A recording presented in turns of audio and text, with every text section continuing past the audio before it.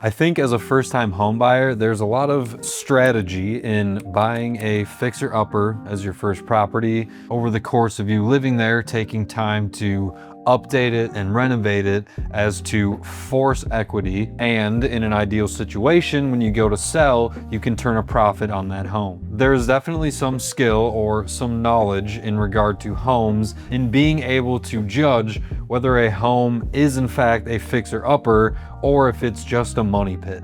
There is a big difference between a fixer-upper and a money pit. Knowing the difference can not only save you hours and hours of extra work and save you from countless headaches, but more importantly, understanding this difference could save you thousands and thousands of dollars.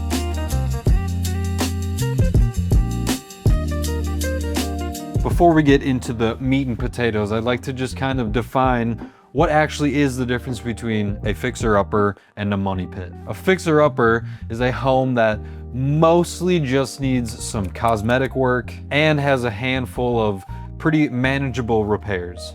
Fixer-uppers are typically priced below market value, as the seller understands that most buyers are going to walk into this home and say, hey, it does need a lot of work, it needs a lot of updating. The biggest key about a fixer-upper that differs from a money pit is that a fixer-upper has what we like to say good bones. Good bones meaning the structure, the roof, the foundation, and the electrical are all in good condition. These are the big ticket items that are crucial to the house overall, and because they are big ticket items, if these things fail, if they need work, they are the most expensive. And in particular, when you defer maintenance on these things, it can kind of have like a ripple effect on the rest of the home. For example, if you have a bad roof and you think, hey, let's just kick this can down the road a couple years, maybe, maybe something won't happen. By doing that, you could become more susceptible to something like a leak in your roof. Not only does that leak signify damage on the roof, but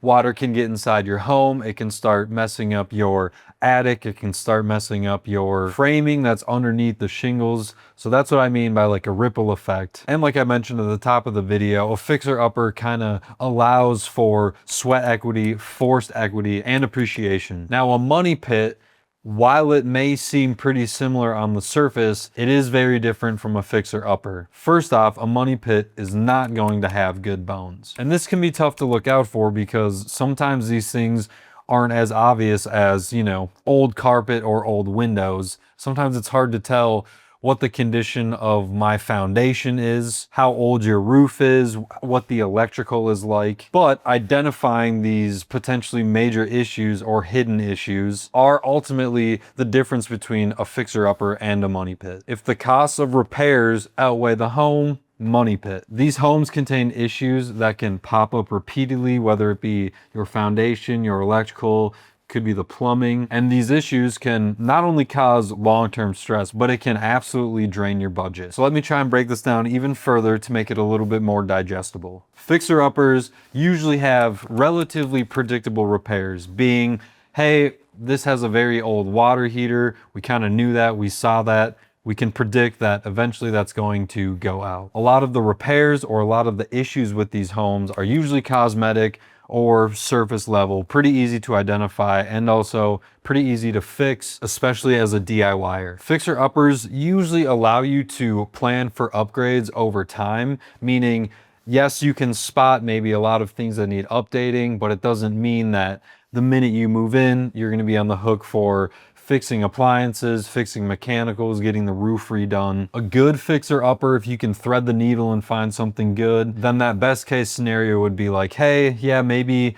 over the next X amount of years, every year we're gonna have to upgrade something or fix it. But again, it's not all at once, so it's not necessarily gonna break the bank. And those improvements will ultimately add value and equity. These are the houses you want to be looking for as a first-time home buyer. They're usually on the more affordable side and they allow for a lot of customization. And again, like I said, that sweat equity, forced equity, being able to put money into a home and actually see that return. Whereas a money pit, some of those improvements can be way more expensive than cosmetic and may not necessarily add value to the home. Maybe just simply bringing it back up to a code standard, something that's actually safe and livable. Money pits will have unpredictable and ongoing repairs. Things that can show up where you're like, I had no idea that was even an issue. I can't believe I have to fix that. That's going to be how many thousands of dollars to fix? Again, like I said, these are the major systems: your roof, your HVAC, your electrical, your plumbing, the not so pretty things,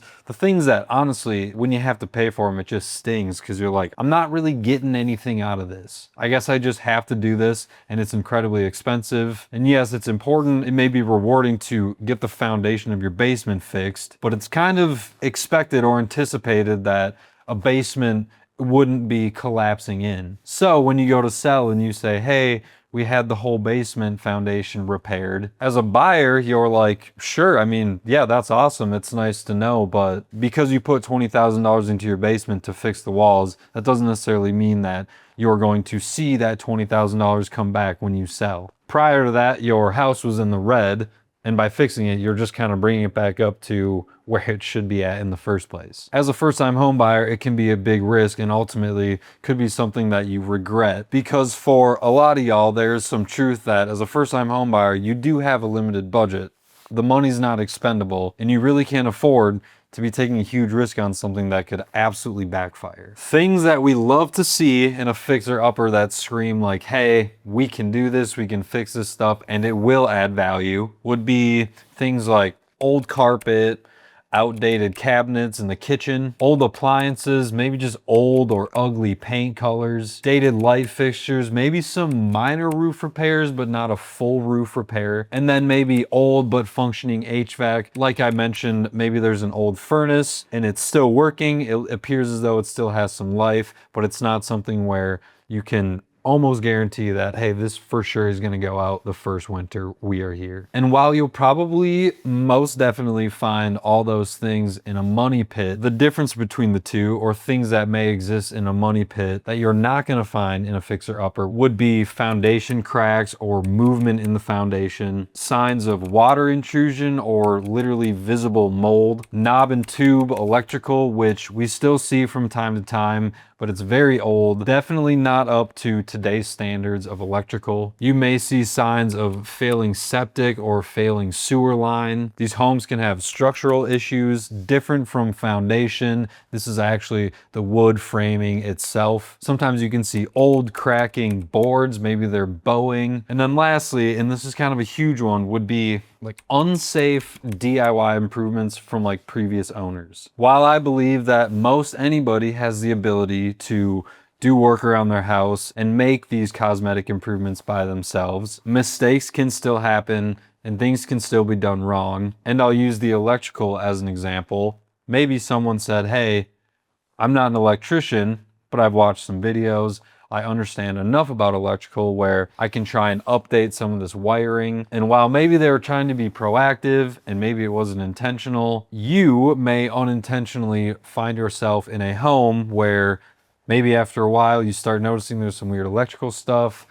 Call out an electrical contractor. He starts poking around and he says, hey, somebody who didn't know what they were doing did a bunch of electrical work in this house. And instead of it being convenient that maybe all the outlets got updated to GFCI outlets, in the long run, it could be just causing more work and more expense, because now the electrician not only had to identify what they did, but then they have to fix it and then do it properly. So there's definitely some nuance between the two. And if you've paid attention, you're probably thinking like, okay, sure, there are some obvious things, but it sounds like the real scary stuff to look out for is kind of hard to see. It's kind of just hard to tell by looking at a house how the plumbing is. And so while you can't bring a sewer scope with you to a showing and look at the sewer line, there are some things that you can predict the severity of, you know, maybe some potential problems, or just help you judge the overall condition of the home to help differentiate,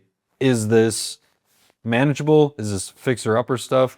Or is this house going to be a pain in my ass? So what are those things that you can look out for? If there's a musty smell, that can usually mean that there is some type of water intrusion, or that there may even be mold or past signs of water intrusion. And while it's not uncommon for a basement to maybe smell a little dank, a little musty, there are definitely levels to it. And after you look at a couple homes, pretty easy to tell the difference between a basement smell and, hey, it's wet down here. Keep your eyes out for sloping floors. I don't think sloping floors are always inherently a bad thing.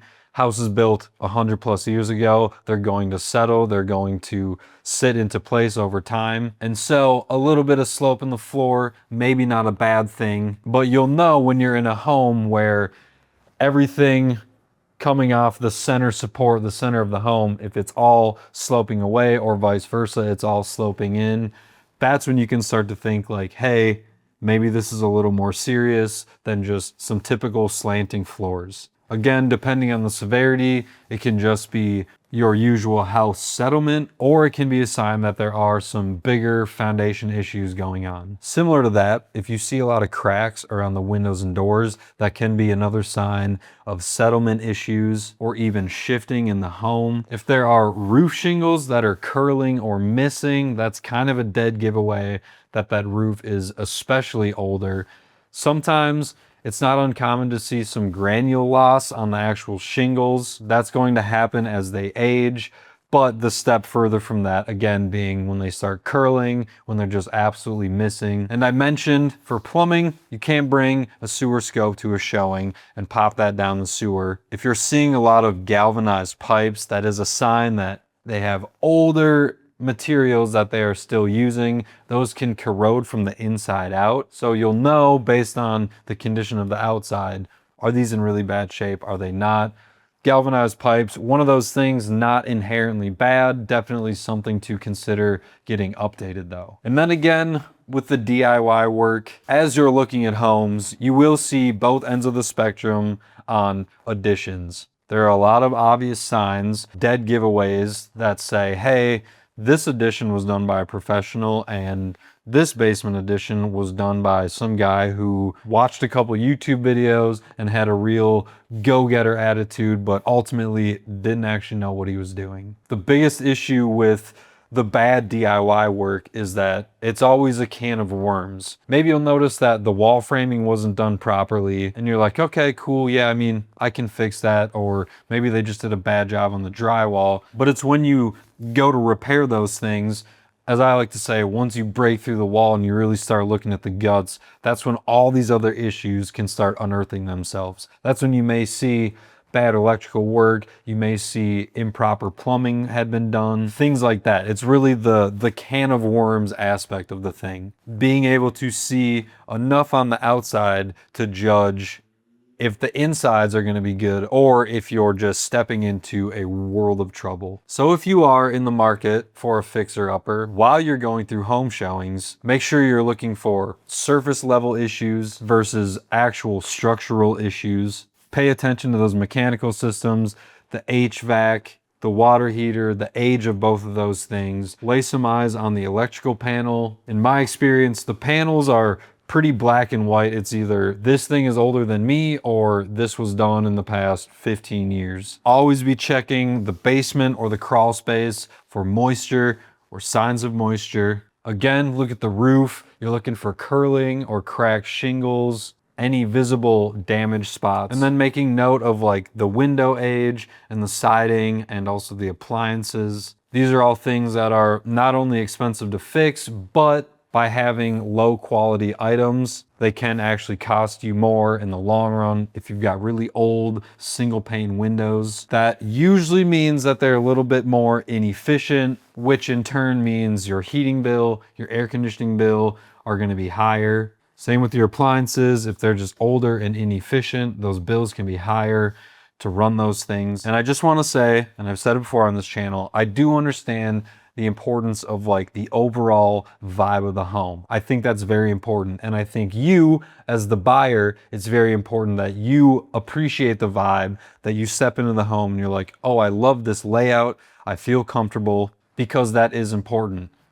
me as a realtor, I hate to say it, but I couldn't care less about the layout in a lot of homes. My job is not to worry about the layout so much as it is to be annoying and make sure that I'm checking these things because it's things that I've looked out for in countless homes. And it's ultimately how I can be the biggest asset to you. I'll leave the simple whether you like it, yes or no. That's up to you.